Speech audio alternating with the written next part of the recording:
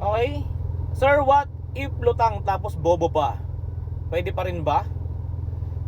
Shoutout sa'yo, ni Kogo 23. Okay? Ang kulit ng tanong mo, no? Ang kulit. Pero, idol, kasi hindi ako naniniwala sa sa bobo eh. Oo. Sa tamad naniniwala ako.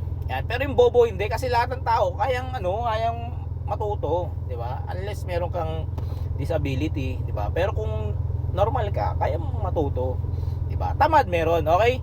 Yung lutang, depende sa yan eh. Baka mamaya may problema ka, may iniisip ka.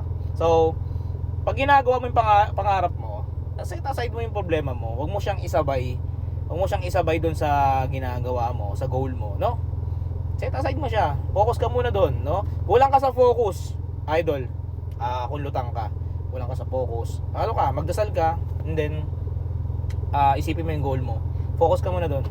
'Di ba? Yung problema mo, set aside mo, tsaka mo siya isipin kapag ang may sasabay, 'di ba? Kaya ka nalulutang. 'Di ba? Pero yung bobo, walang bobo. Boss, hindi ako naniniwala sa bobo. Sa tamad meron. 'Di ba? Okay? So, yun na, big shout out sa iyo, Nick Kogo, no? Okay, God bless. Ingat ka pala.